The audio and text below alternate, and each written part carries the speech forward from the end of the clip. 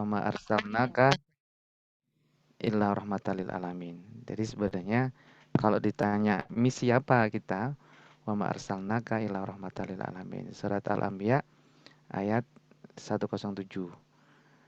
Nah, wa ma arsalnaka dan tidaklah kita diutus dan tidaklah diutus engkau Muhammad gitu kan. Tagnya begitu. Kecuali untuk rahmatan lil alamin. Nah, para ahli tafsir menafsirkan itu pertama itu adalah misi Islam. Ya, misi Islam itu sebenarnya rahmatan lil alamin. Jadi memberikan rahmat bukan hanya lil muslimin tapi lil alamin.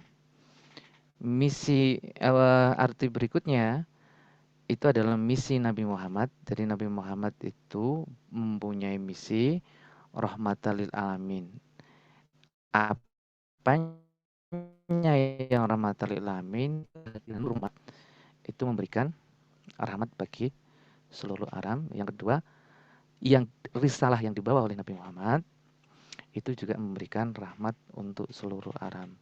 Jadi kita ini bersyukur menjadi umatnya Nabi Muhammad SAW dan memberikan rahmat bagi seluruh alam. Jadi bukan hanya rahmat untuk orang-orang Islam saja.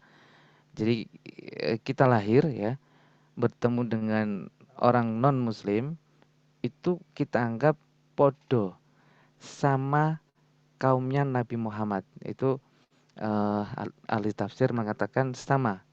Jadi sama-sama umatnya Nabi Muhammad. Jadi jangan dibenci, apalagi disakiti atau didolimi, nggak boleh. Karena mereka juga umatnya Nabi Muhammad bisa jadi belum mendapatkan hidayah. Suatu saat mereka juga akan menjalankan misi ini, misi rahmatal alamin. Tafsir yang berikutnya, misi berikutnya adalah misi diri kita. Jadi kita ini melanjutkan misi Rasulullah. Nah, berat nggak itu? Berat ya. Melanjutkan misi Rasulullah menjadi rahmat bagi seluruh alam. Jadi misi kita. Baik, saya tanya dulu. Sudah pernah dapat filsafat ilmu? Sudah. Oke, baik. Sudah, Pak. Kalau sudah, berarti 3 cabang dari filsafat. Ya, 3 cabang dari filsafat. Pertama adalah ontologi. Itu pertanyaannya what? Apa ilmu itu? Apa ilmu? Kemudian epistemologi. Bagaimana mendapatkan ilmunya? Yang ketiga, auksiologi. Auksiologi itu untuk apa? Ilmu itu dipelajari, untuk apa ilmu itu dikembangkan. Jadi 3 ranah itu, jadi ontologi, epistemologi, dan auksiologi. Nah, pada kaitan integrasi dan Islam, karena ada kata-kata metodologi, metodologi itu di dalam kajian filsafat ilmu lebih dekat dengan epistemologi. Jadi kita nanti akan ngulik-ngulik ya berbagai metode, berbagai pendekatan bagaimana mencari ilmu yang berkaitan atau terintegrasi dengan Islam. Oke, baik ya, saya share screen ya. Oke, baik. Udah terlihatkah? Sudah. Sudah, Pak. Oke, langsung gaspol lagi ya. Oke, takutnya kuotanya habis. Untuk pertemuan berikutnya kita geser ya. Geser, bisa geser harinya, bisa geser waktunya. Jangan mepet kayak begini, kejar-kejaran kita ini dengan dengan maghrib. Oke, tujuan mata kuliah ini pertama mahasiswa diharapkan mampu memahami berbagai pendekatan. Jadi kalau berbagai pendekatan itu berarti kita ngomong epistemologi, metodologi ya. Memahami relasi hubungan antara agama dan sains. Titik temunya ada di mana? Apakah nanti itu saling menguatkan di antara agama dan sains, atau saling bertentangan. Ini dalilnya agamanya begini, dalil sainsnya begini, atau berdialog. Dialog itu saling melengkapi ya. Jadi nanti kita akan mencari tahu, nanti kita akan bongkar-bongkar lagi tafsirnya, bongkar lagi Qur'annya, bongkar lagi hadisnya. Ada nggak gitu kan? Ada nggak landasan antara agama dan sains? Bisa jadi agama nanti sebagai sumber inspirasi, bisa juga sumber sistem nilai yang melandasi pengembangan keilmuan atau pengembangan sains. Dalam hal ini misalkan teman-teman dari biologi, berarti agama atau Islam, dalil yang ada itu menjadi penguat atau menjadi landasan sistem nilai bagi pengembangan ilmu biologi. Yang berikutnya, harapannya sains ini menjadi tool atau alat untuk bertauhid dan berakhlak. Jadi sains ini itu melengkapi pemahaman kita tentang iman, tentang Islam, dan tentang ihsan. Jadi kalau kita ngomong iman itu membentuk pola pikir, ngomong Islam masih membentuk pola pikir. Tapi kalau ngomong ihsan itu sudah buah dari iman dan Islam. Jadi hasil implementasi dari iman dan Islam itu ada di ihsan. Ihsan kan berbuat baik ya. Ihsan baik, berbuat baik kepada Allah, kepada manusia, dan kepada alam. Nah, harapannya dengan memahami sains ini, itu kita memahami kehendak Allah.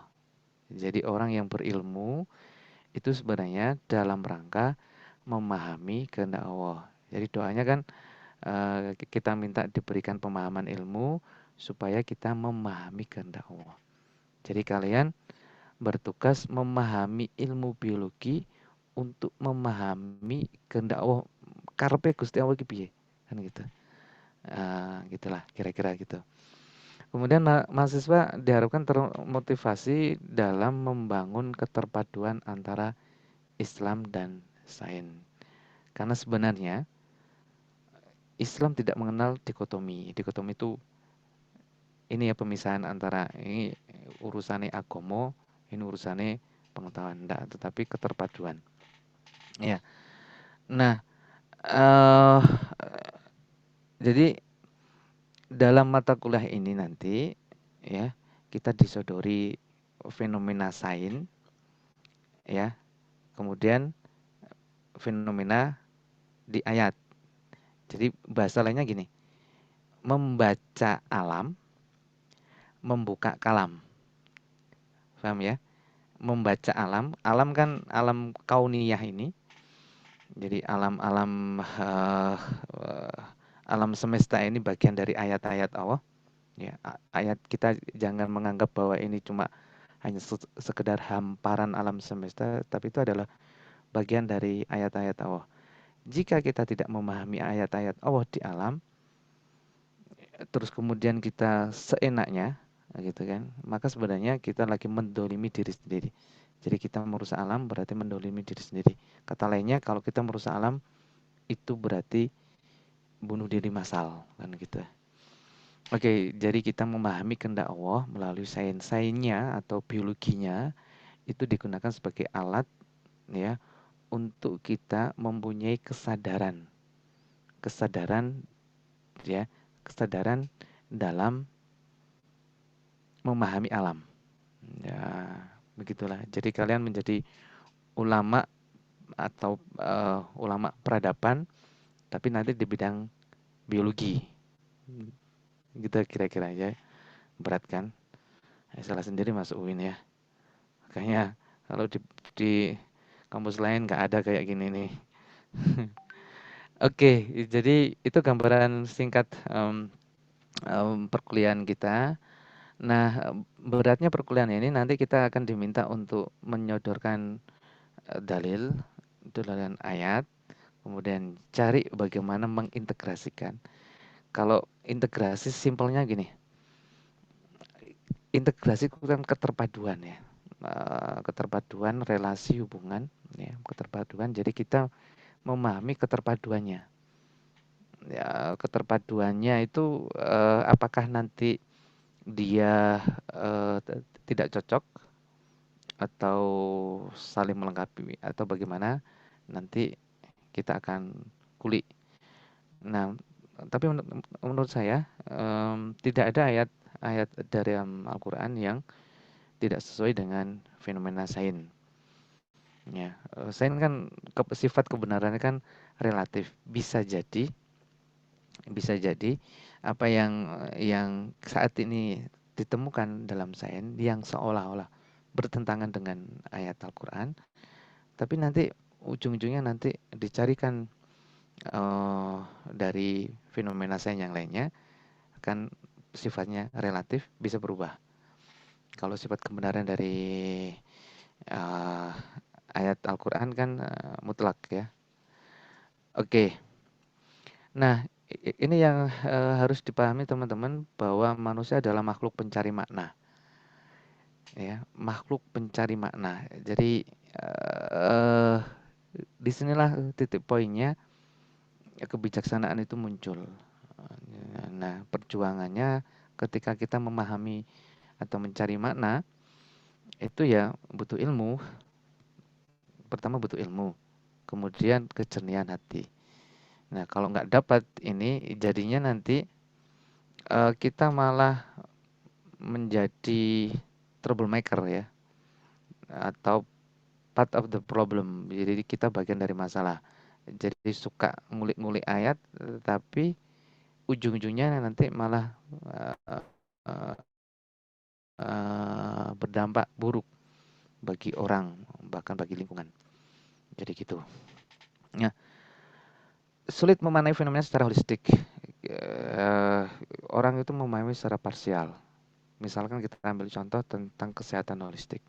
Pola kesehatan dunia barat itu kan secara parsial ya. Sakit perut misalkan diobati, di fokus di lambungnya. Padahal di struktur tubuh yang lainnya itu lagi bermasalah juga. Tapi pola pikir pengobatan secara Al-Quran kan makananmu itu menjadi obatmu, gitu kan. Kalau kalau di barat kan dipisah itu, food and drug kan gitu kan. Jadi ada makanan, ada obat. Tapi kalau menurut Islam, makanan yang obat, yang dimakan itu ya obat gitu. Jadi itu konsep holistik. Dan sepertinya pendekatan Islam adalah pendekatan yang universal atau holistik tadi. Jadi kalau orang orang sakit mah itu dicari mulai dari cara pola hidupnya, kemudian yang dikonsumsinya, kemudian cara berpikirnya, itu dicek semuanya. Ternyata dalam beberapa penelitian 70% penyakit itu lebih banyak psikis. Nah, 1 minggu yang lalu saya main ke rumahnya Prof. Sutiman. Komentarnya tentang COVID ini sebenarnya yang diserang adalah mental. Mental. Mungkin ada teman-teman yang keluarganya kena COVID, begitu didiagnosa positif COVID, itu mental itu drop, root gitu kan. Nah, itu kalau orang yang kesehatan mentalnya bagus, ya, pasrah nang Gusti Allah gitulah. Itu kira-kira dia tetap stabil. Saya orang tua saya berapa bulan yang lalu kan sakit, begitu diduga kan waktu itu saturasi oksigennya turun sampai 80, antara 60 sampai 80. Itu langsung dikasih kabar, itu langsung drop saya, drop. Kemudian saya balikan lagi, wah nggak boleh drop ini. Jadi sebenarnya mental yang dikenai terlebih dahulu. Nah, konsep kesehatan holistik itu ya mental, ya fisik, ya spiritual. Jadi pendekatan untuk menangani COVID semuanya. Apalagi kita bisa membayangkan ketika orang yang didiagnosa positif itu ya, kemudian diisolasi, wah itu bisa kita bayangkan tingkat stresnya kayak apa. Dibawa ke rumah sakit, Wah, itu malah drop tambah drop. Oke, itu, konsep, holistik ya. Kalau tidak holistik berujung konflik nantinya. Nah, munculnya berbagai pendekatan dalam menafsirkan fenomena, tapi ujungnya nanti salah. Nah, munculnya beragam metode tafsir, tapi hanya sekedar tafsirnya, parsial ya, tidak holistik. Nah, kesulitan bekerjasama dalam membangun kesadaran secara utuh. Jadi sebenarnya, obsesinya luar biasa ini, mata kuliah ini, harapannya kalian menjadi ulama juga. Jadi ulama di bagian biologi, di bidang sainsnya. Jadi dalilnya tidak hanya sekedar marilah kita beriman dan bertakwa, tapi bisa menjelaskan secara detail karena sains itu ya. Sains itu menangnya sains itu menjelaskan secara runtut, sistematis dan bisa diterima oleh akal. Itu menangnya. Jadi sebenarnya teman-teman biologi ini ketika ngomong misalkan an-nadhafatu minal iman itu lebih mengena daripada orang-orang PAI. Gitu. Ketika kita ngomong keseimbangan alam misalkan menafsirkan ayat dhaharul fasadu fil bahri wal bahr gitu, orang biologi lebih lebih bisa diterima, lebih bisa dipahami oleh masyarakat. Gitu. Nah, karena sulit. Jadi kalau PAI mengajak orang untuk menjaga alam semesta, itu ya marilah kita beriman dan bertakwa gitu aja. Padahal lupa kalau takwa itu kan iman kan membangun pola pikir. Kalau takwa itu iman in action ya. Perbedaan antara iman dan takwa, ya, takwa itu buahnya dari iman. Jadi takwa itu iman in action. Ya, aplikasi dari iman itu takwa itu. Dan takwa itu tidak hanya sekedar duduk di masjid. Jadi itu harus diingat bagi teman-teman yang punya pesantren, punya apa, gerakannya bukan hanya sekedar marilah kita sholat. Itu bagus, tapi bukan holistik, tidak terintegral dengan seluruh kehidupan yang kita miliki. Jadi cuma parsial, cuma itu doang gitu. Padahal di luar sholat itu masih ada, misalkan kita ambil contoh, ada zakat, ada puasa, semuanya itu berimplikasi ke dalam kehidupan sehari-hari. Oke ya.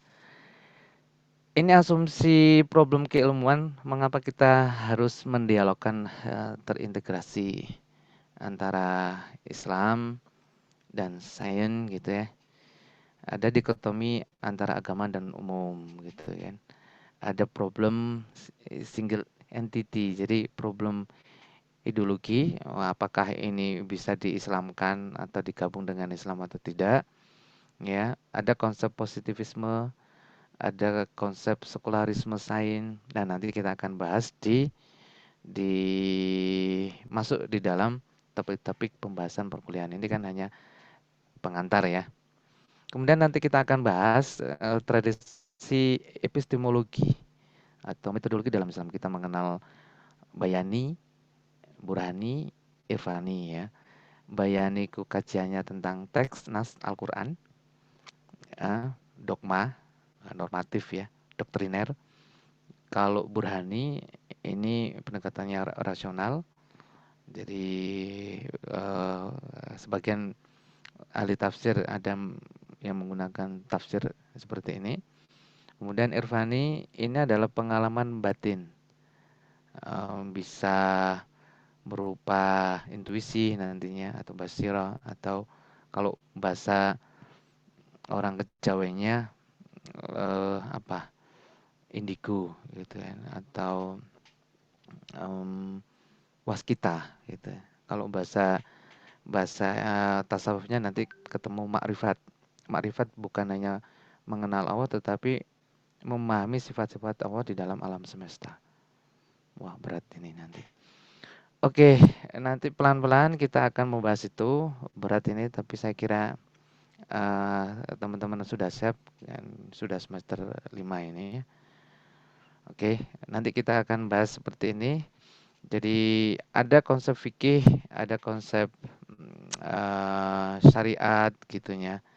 Kemudian apakah ilmu bisa berjalan sendiri? Apakah agama juga cukup bisa mandiri sendiri? Atau kita membutuhkan sains di dalam memahami agama atau dalam memahami Islam? Kalau menurut pendapat Prof. Sutiman, pakar biologi yang profesor yang pernah jadi dekannya Saintek dulu. Jadi sains ini sebagai tool, sebagai alat untuk memahami Al-Quran, untuk memahami hadis. Jadi bukan bukan berarti posisinya ya, posisinya bukan sains di atas atau setara dengan Al-Quran, tetapi Al-Quran di atas sebagai payung, ya, payung. Kemudian sainsnya hanya bagian kecil untuk memahami ayat-ayat Allah. Jadi kalau dalam strukturnya Islam itu menjadi payungnya dan sains untuk memahami Islamnya. Berislam dengan baik itu seperti apa? Dia mengaku sebagai Islam, tapi kalau merusak alam itu bukan Muslim yang baik. Kira-kira gitulah. Kalau dia tidak memahami potensi alam dan tidak bersyukur terhadap potensi alam, Rabbana ma khalaqta hadza batila. Jadi dari Allah itu kalau menciptakan alam serius gitu ya. Kalau kita sakit sebenarnya obatnya tidak jauh dari lingkungan kita. Jadi pakar herbal pernah mengatakan tumbuhan herbal yang ada di Indonesia ini cukup untuk mengobati seluruh rakyat Indonesia. Herbal. Jadi mengapa tidak kita kembangkan? Ya, itu kalau kita sudah bermakrifat dengan alam gitu atau memahami hakikat alam. Jadi tugasnya kita itu sebagai khalifah itu ada 3 ya. Saya belum tulis di sini ya. Pertama ada menumbuh kembangkan, yang kedua adalah melayani, yang ketiga adalah menyelesaikan masalah atau memecahkan masalah. 3 ini menjadi tugas kita sebagai khalifah. Menumbuh kembangkan itu berarti merawat, mengembangkan, kita memikirkan untuk keberlanjutan alam ini, untuk anak cucu kita. Kalau enggak ya kalau enggak maka bumi ini akan melakukan konsep normalisasi. Covid ini menurut saya ini siklus alam dan alam akan melakukan proses restart. Kalau di komputer itu restart. Jadi kita ini sedang menurut saya ini tafsiran saya sendiri. Alam ini sedang direstart sama Allah. Nah, siklus restartnya itu, siklus peradaban, sudah dapat SPI ya? Oke, yang ngejar siapa? Apakah saya? Bukan. Oke, siklus peradaban itu dalam teorinya Ibnu Khaldun, siklusnya itu 1000 tahun sekali. Jadi peradaban itu lahir, puncak peradaban, kemudian turun. Nah, hancurnya peradaban atau dihancurkannya peradaban manusia itu syaratnya pertama ketika ada pemimpin yang dolim. Nah, ketika ada pemimpin yang dolim. Apakah sudah ada tanda itu? Oke, silakan kalian pikirkan ya. Yang kedua, moralitas masyarakat semakin menurun. Jadi potensi kesadaran manusia lambat laun menurun.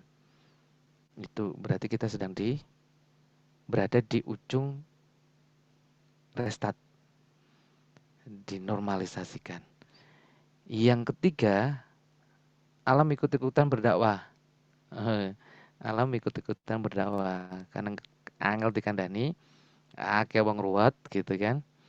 Alam ikut-ikutan berdakwah. Nah, bagi orang yang beriman, bagi orang yang suci, bagi orang yang bermarifat, tanda-tanda alam dia akan pahami dan dia akan melakukan gerakan untuk menjaga alam ini supaya stabil. Tapi kalau enggak, ya sikat langsung. Seperti siklusnya para nabi terdahulu. Jadi para nabi terdahulu itu kampanyenya sama, mengkampanyekan transformasi peradaban. Pilihannya cuma dua, mau transform atau dimusnahkan. Kan gitu ya. Kita ambil contoh Nabi Nuh. Ini paling mudah diingat ya, paling diingat. Nabi Nuh, akeh wong jahat, akeh wong susah diatur, ya sirik kepada Allah, sikat, jebret, ganti peradaban baru aja. Nabi Lut, LGBT, gempa Gunung Merapi, jebret. Nabi Su'aib, gempa angin, sikat, red, gitu kan, di restart. Siapa lagi? Nabi Ilyas misalkan, 13 tahun tidak ada hujan, kemarau panjang 13 tahun. Nah, akhirnya banyak yang mati, restart, rubah. Covid. Apa ini Covid ini? Jangan-jangan kita sedang lagi pemanasan. Ini pemanasan ini. Ini semacam ya pembukaan untuk mekanisme pengurangan jumlah manusia secara global. Jangan-jangan. Ini jangan-jangan aja gitu kan. Jangan-jangan. Jangan-jangan. Nah, kalau jangan-jangan berarti kita harus mempersiapkan diri gitu ya. Ini kan akhir zaman. Ya, akhir zaman. Jadi Nabi Muhammad diutus itu di akhir zaman. Salah satu tandanya ya Nabi Muhammad diutus. Tanda kedua, waktu terasa sangat cepat. Kerasa nggak teman-teman? Waktu terasa sangat cepat. Kalau kerasa yang sedang segera ya. Segera menikah karena dunia mau direstart. Belum kiamat sih, tapi saya meyakini kita kan masih nyimpan satu kisah lagi kan? Dan walam kapan itu terjadi? Cerita itu ketika munculnya Nabi Isa alaihissalam, Imam Mahdi, Dajjal. Dajjal disebut kerjaannya kan fitnah akhir zaman ya. Fitnah kalau kalau kalau diterjemahkan dalam bahasa sekarang itu mungkin hoax ya, hoak. Fitnah. Jadi kita agak sulit ini memilah berita mana yang benar, berita mana yang hoak. Jadi agak sulit mau ngecek berita di stasiun berita mainstream juga agak sulit. YouTube juga itu. Jadi agak sulit apakah ini yang dimaksud dengan fitnah Dajjal? Walam kita nggak tahu. Yang jelas nanti skenario-nya begitu Dajjal muncul, dua memang penafsirannya, apakah Dajjal ini individu, satu orang, atau dia sistem yang membuat tatanan dunia yang rusak, kemudian harapannya dia menghapus dunia ini, ya kemudian menawarkan dunia baru. Jangan-jangan ini sudah waktunya untuk keluarnya Dajjal, gitu kan. Oke, jadi kita harus paham fenomena alam, teman-teman orang biologi harus memahami ini perubahan iklim ya. Ya, istilahnya kan perubahan iklim ya.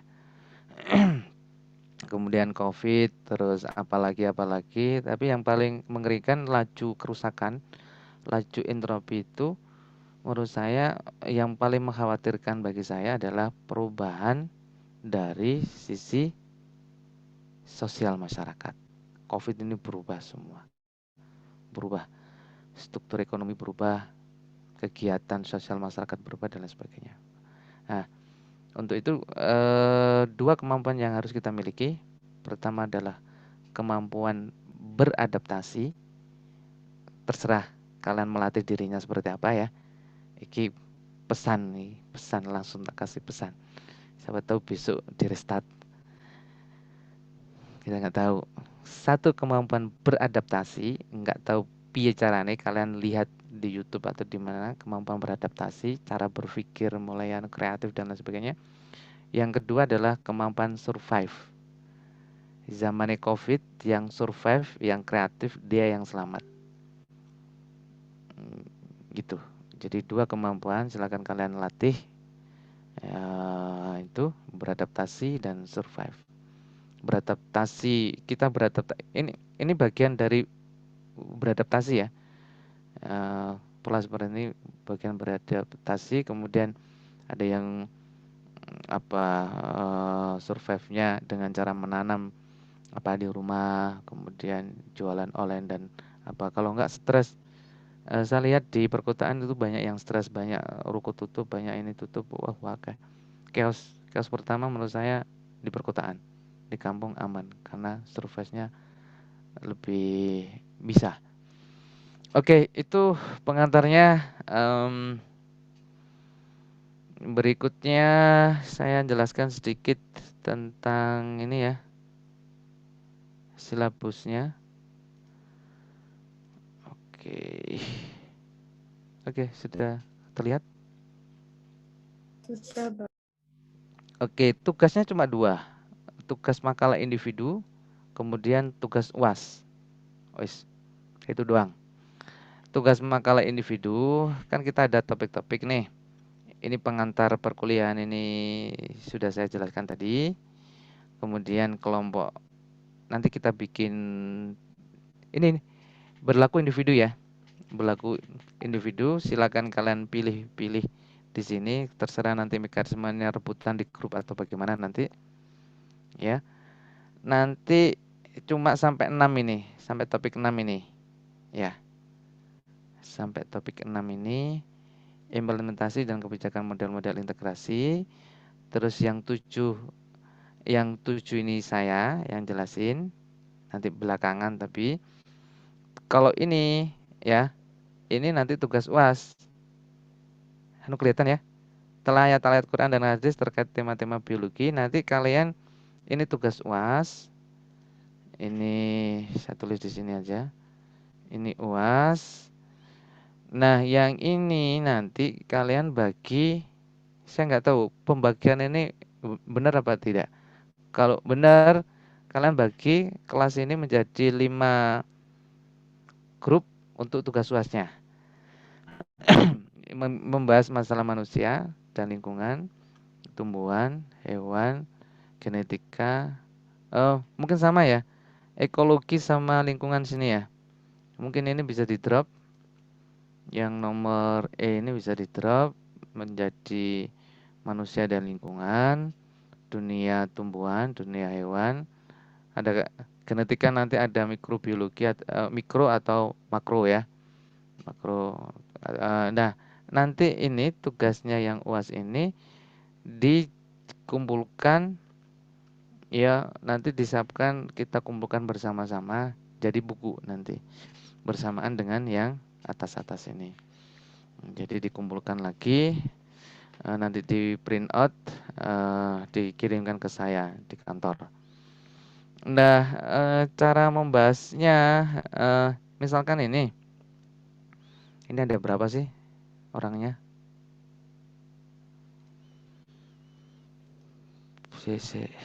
Ada sekitar 24.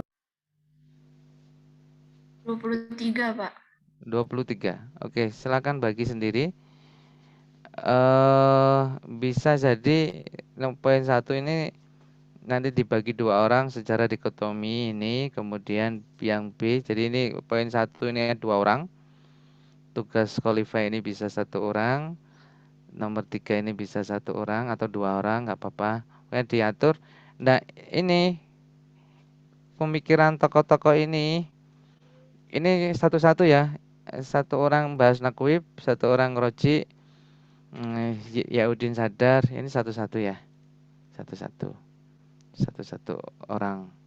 Terus ini 1 orang. Nah, yang jadi kita cuma nanti teman-teman buat makalah dari poin 1 sampai poin 6. Poin 1 sampai poin 6 kok tak merahin ya. Oke, poin 1 sampai 6, yang 7 ini biarkan saya yang jelaskan. Jadi tidak perlu dibuat makalah. Jadi kalian buat makalah Bait 1 sampai 6. Silakan dibagi kepada 27 orang. 27 mungkin ya, 27 orang. Dan ini sisakan nanti untuk UAS. Jadi cuma 2 tugasnya itu doang.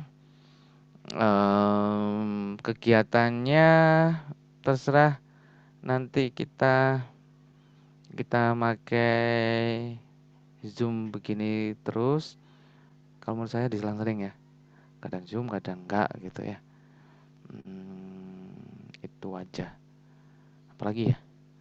Makalahnya nanti kita setting seperti makalah jurnal. Ini semester 5.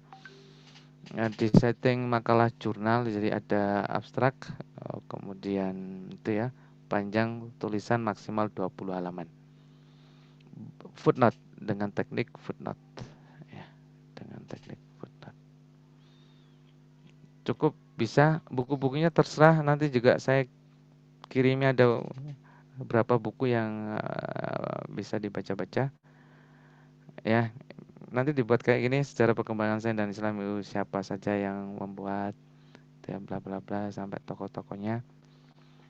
Nah, silakan pilih atau rebutan juga nggak apa-apa. Rebutan, gitu. Oke, ada pertanyaan dari sini? Pak izin bertanya.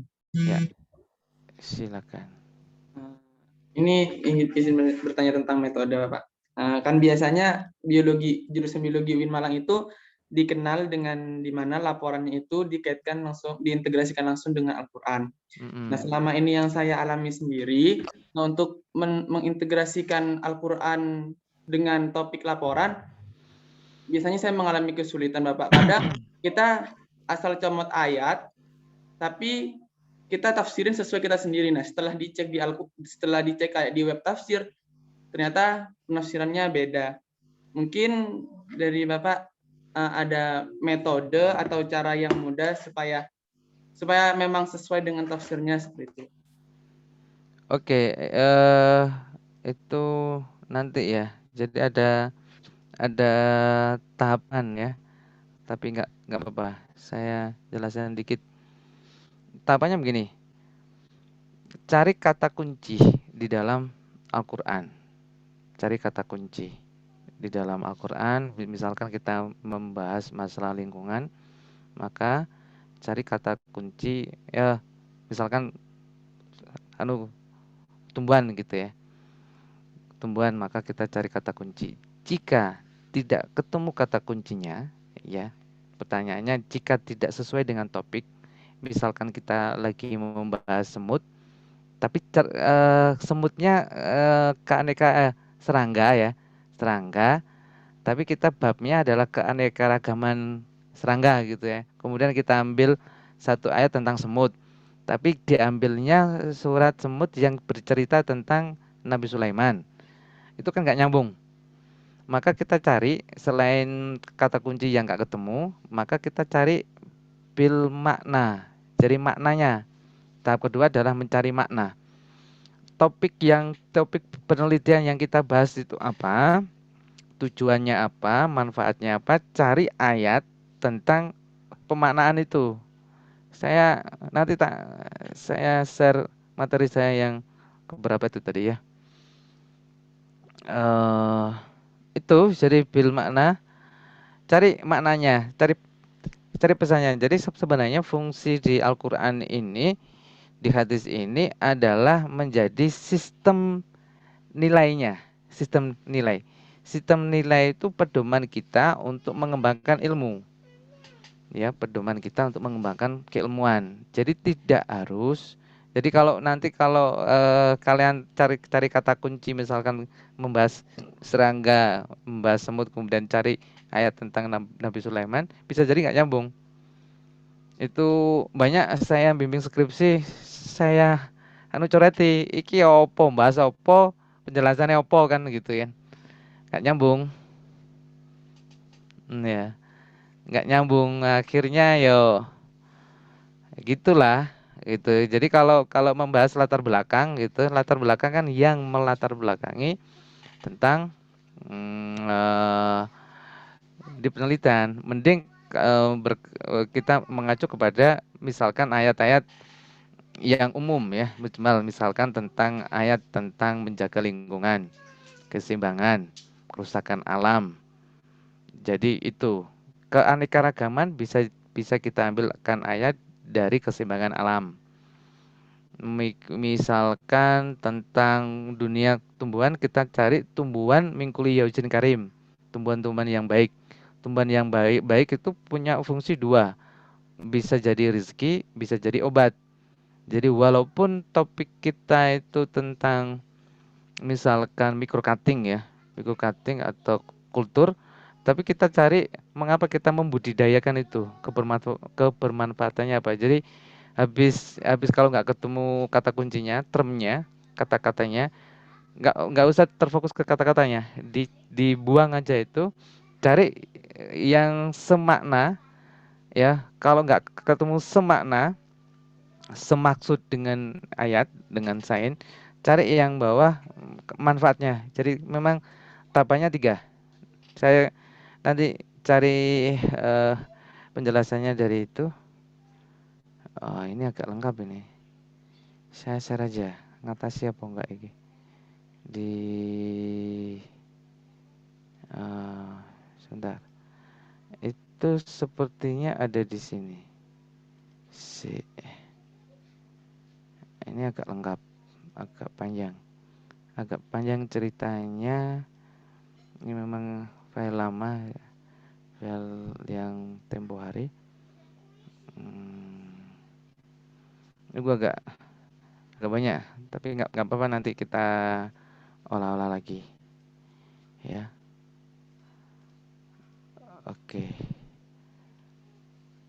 Untuk buku-bukunya nanti teman-teman bisa berbagi dengan saya juga. Nanti saya kirimi ya ke grup WA ini, atau nanti saya kirimi lewat Google Classroom. Oh ya, untuk tugasnya nanti dikirim ke Google Classroom ya. Google Classroom semuanya. Kenapa Google Classroom? Karena Google Classroom diangkat media pembelajaran. Nih ya, kalau grup WA bukan. Grup WA itu hanya komunikasi saja. Nah, Google Classroom ini nanti yang saya laporkan sebagai media pembelajaran online. Begitu ya. Jadi bisa dipahami mengenai itu. Oke. Sudah cukup dulu. Iya Bapak, terima kasih. Nanti kalau kebanyakan kalian bisa pusing. Bisa pusing. Kebanyakan. Oke. Siap, Mila Farida, ini fotonya gini ya. Siap. Oke. Jadi kalau terjadi chaos alam, laju entropi, siap ya. Ya, ada yang belum bisa renang, mulai sekarang kalian belajar ya, belajar renang. Siapa tahu kalau ada longsor, banjir, kalian bisa langsung renang. Nah, ya, belajar ilmu kungfu. Siapa tahu bisa terbang. Ini kalau ada kemudian kalian bisa terbang. Iya enggak? Bukan itu maksudnya ya. Jadi kalau kalau kalau Ustadz kita mengingatkan apa yang kita siapkan ketika laju interrupt itu ada, atau chaos alam ya, atau bahasa agama ini kiamat. Ada kiamat kubra, ada kiamat suhra ya. Yang kecil lah, semacam di restart. Jadi jangan khawatir. Kalau selamat, kalian akan melanjutkan hidup ini, bahkan bisa jadi lebih berat karena tugasnya akan memperbaiki keadaan. Tapi kalau enggak selamat, nah tugasnya selesai, tapi berujung kepada penghitungan amal. Cukup enggak amalnya? Gitu. Kalau enggak selamat, jangan menganggap bahwa orang itu ahli maksiat. Jadi kalau kayak peristiwa di Aceh, tsunami di Aceh, 250.000, bisa bayangin ya, 250.000 orang meninggal dalam waktu yang bersamaan. Gempa di Jogja itu 5.000-an orang, di Palu itu sekitar segitu, 5.000 orang meninggal dalam waktu bersamaan. Jadi memang alam ini harus direstart. Mekanisme restartnya biasanya ada 2. Mekanisme perang, yang kedua bencana alam.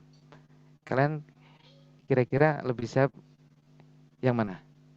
Menghadapi perang atau bencana alam? COVID ini termasuk perang atau bencana alam? Para bencana. Dua-duanya, Bapak. Lebih ke wabah kayaknya, Pak.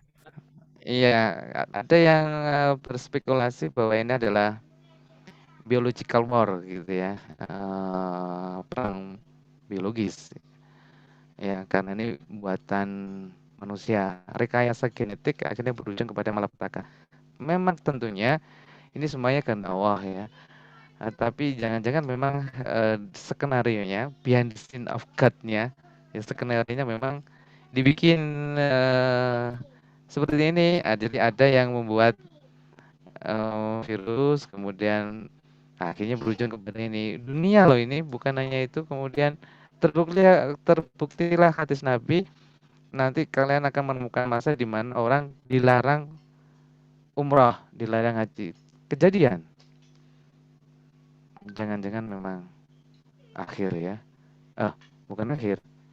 Di penghujung periode keempat, restart. Makanya saya bilang tadi yang belum nikah segera. Kalau sudah ada yang TP-TP gitu ya, terpesona. Kalau ada yang nge-WA tanya kabar, ini apa maksudnya ya. Terus bilang, saya suka kamu. Wah, jawab aja. Apa itu suka gitu. Ajak bicara tentang filsafat. Oke, jadi begitu ya. Baik, ada yang pernah ditembak atau ada yang pernah ditolak? Coba nanti dihubungi lagi, kita balikan. Dunia mau di restart gitu. Oke, nggak bercanda. Ini susah ini soalnya kuliah malam ini kan tingkat konsentrasinya makin melemah ya. Roto-roto ngawur-ngawur didik ngobrolnya. Karena temanya juga berat deh. Ini tema berat ini. Ini levelnya lebih tinggi dari hanya sekedar filsafat ilmu. Jadi kalian ini masuk kepada high level gitu ya.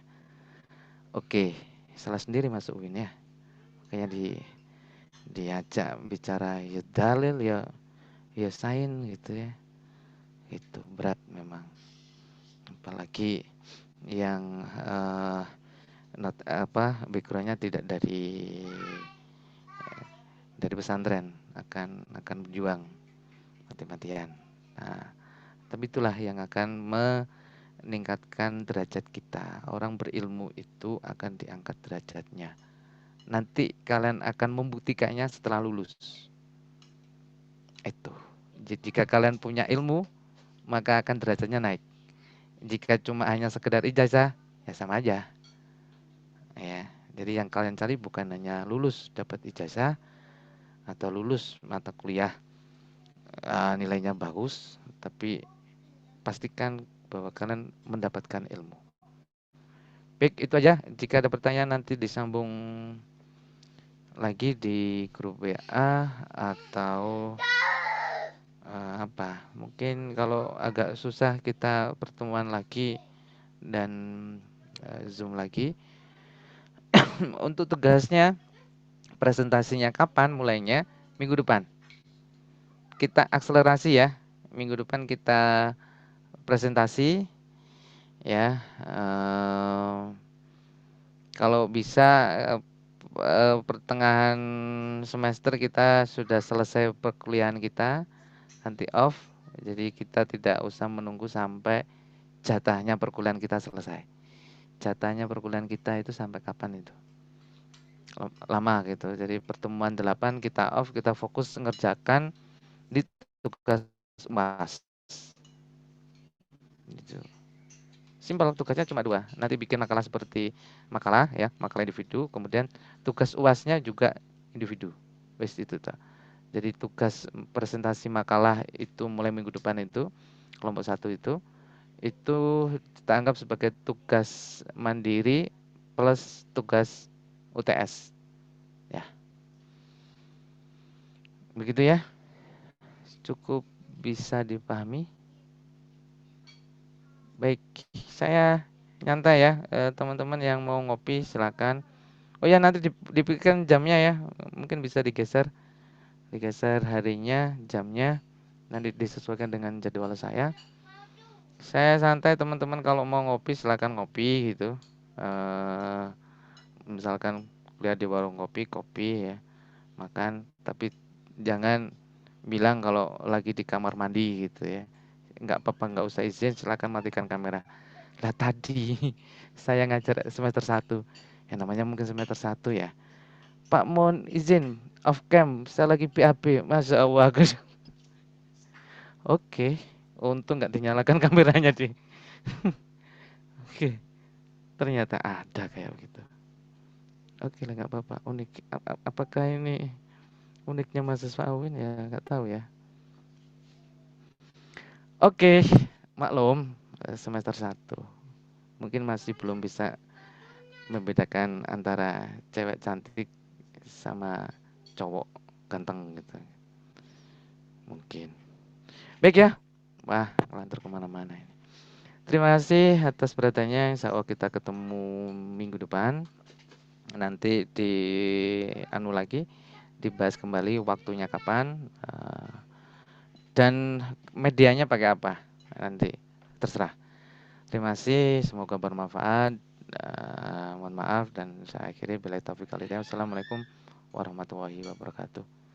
Waalaikumsalam Waalaikumsalam warahmatullahi Waalaikumsalam wabarakatuh. warahmatullahi wabarakatuh. Makasih, Pak. Waalaikumsalam warahmatullahi wabarakatuh. Pak.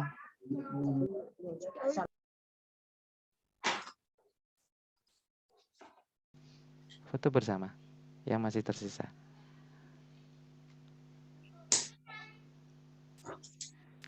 Oke, terima kasih.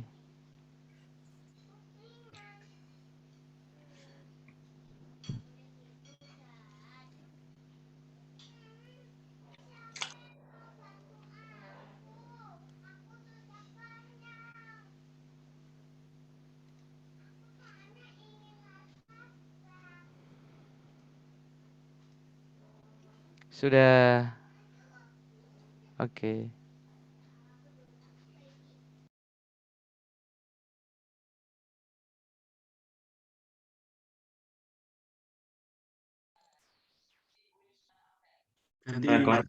Recording silakan dimatikan.